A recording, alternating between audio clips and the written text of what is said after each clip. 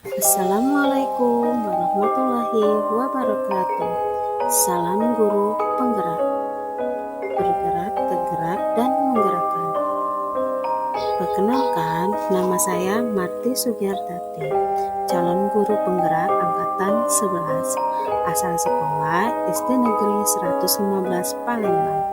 Di sini kita akan memaparkan tentang koneksi antar materi, kesimpulan dan refleksi modul titik 1.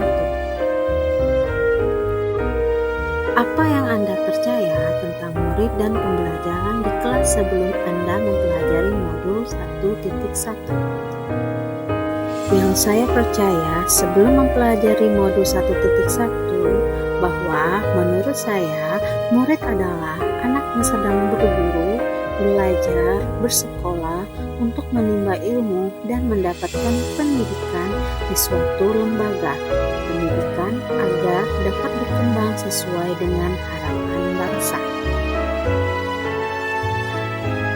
Sedangkan pembelajaran merupakan proses interaksi peserta didik dengan pendidik dan sumber belajar pada suatu lingkungan belajar. Ini adalah dokumentasi saya di saat saya belajar sebelum memahami modul 1.1. Selanjutnya, apa yang berubah dari pemikiran atau perilaku Anda setelah mempelajari modul ini?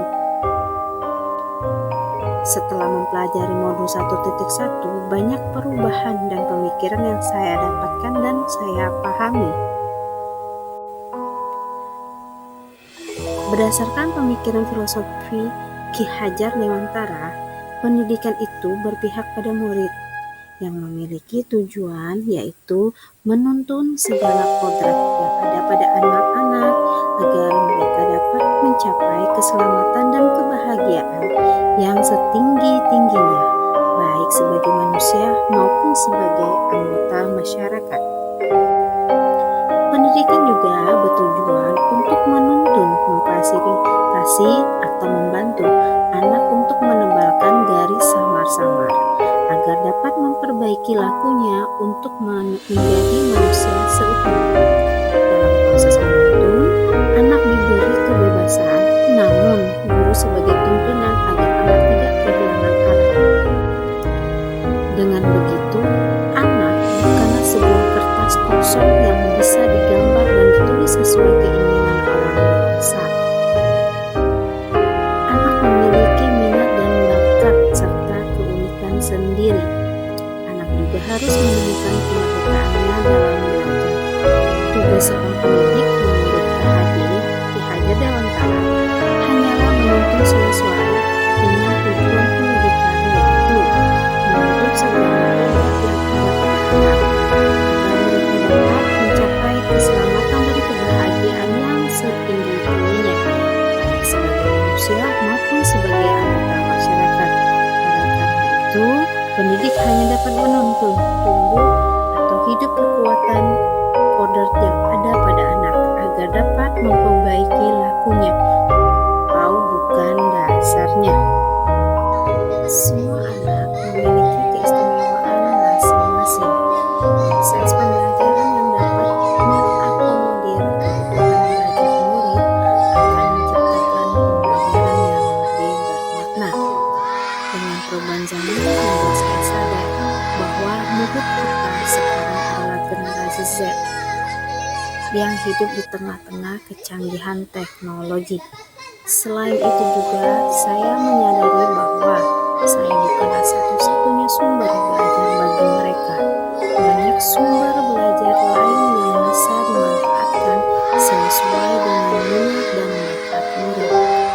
Namun, saya juga berupaya untuk selalu menuntun mereka sebagai fasilitator dan menempatkan murid menjadi subjek dalam pembelajaran untuk mencari dan membangun pemahamannya sendiri.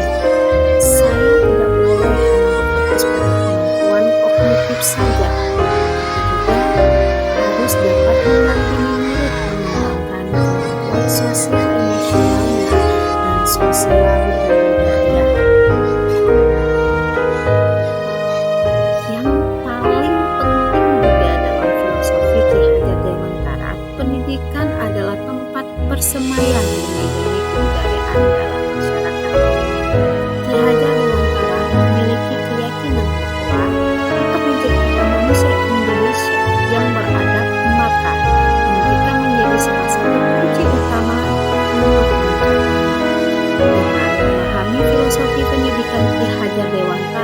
Selaku pendidik, saya harus memahami bagaimana pembelajaran bersifat kolaboratif sehingga budaya yang ditanamkan dalam kehidupan bermasyarakat juga bisa diterapkan dalam pembelajaran di lingkungan sekolah tempat saya mengajar.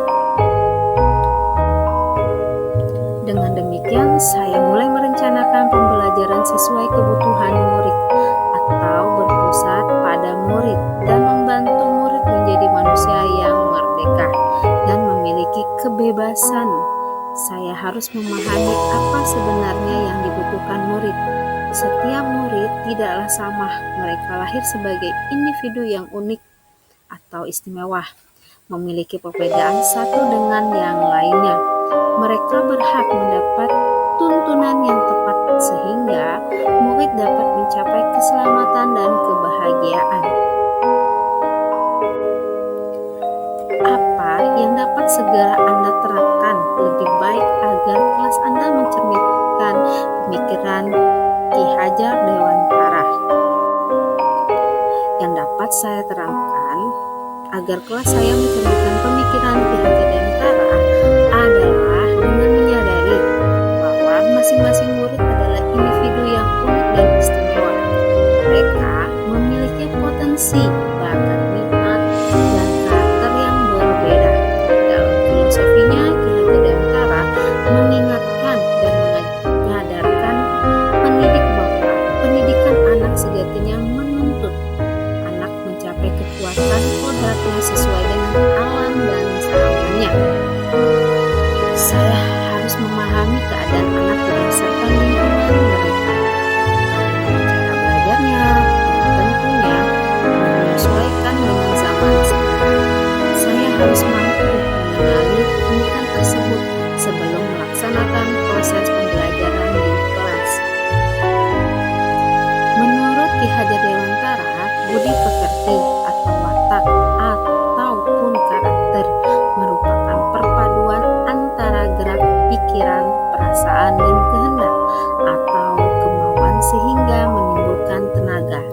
Budi pekerti juga dapat diartikan sebagai perpaduan antara cipta, kognitif, karsa, afektif sehingga menciptakan karya psikomotor. Dengan memahami murid akan mencapai tujuan, saya mendidik anak mencapai keselamatan dan kebahagiaan dalam kehidupannya. Saya akan menerapkan pembelajaran sesuai dengan kebutuhan murid dan berpusat pada murid. Jika anak ingin belajar sambil bermain, kita akan melakukannya. Jika anak ingin belajar sambil mengamati di luar kelas dan menikmati pemandangan, kita akan melakukannya juga agar pembelajaran menjadi menarik. Selain itu juga, saya akan menerapkan slogan Ki Hajar Dewantara, yaitu Ingarso Sung Tulodo, harus memberikan contoh yang baik. Ingadio Mangunkarso, guru harus memberikan semangat pada murid. Tuturi Handayani, guru harus memberikan dorongan menjadikan murid mandiri dengan nasihat-nasihat terbaik. Sebagai guru, saya berusaha untuk menjadi penuntun bagi mereka untuk mencapai kekuatan kodratnya sesuai dengan alam dan zaman. Saya harus mampu menjadi teladan dalam penanaman nilai karakter, baik dalam bersikap maupun bertutur kata. Serta saya akan selalu berupaya meninggalkan kebiasaan baik, senyum, salam, sapa, sopan, dan santun dalam keseharian. Dengan menjadi guru yang memiliki karakter baik, murid akan meniru sehingga dapat menjadi murid yang berkarakter lebih baik lagi. Saya harus menjadi guru yang lebih sabar dan ikhlas dalam mendampingi murid dan memberikan pelayanan yang terbaik. Tidak memberikan teguran atau sanksi yang keras, namun berupaya mengamuni murid agar menumbuhkan rasa nyaman, bukan rasa takut. Karena guru yang baik adalah guru yang disenangi, dihormati, dan disegani, bukan guru yang harus sering dilakukan seorang guru adalah harus terbiasa melakukan refleksi supaya bisa mengevaluasi diri dalam proses mendidik sehingga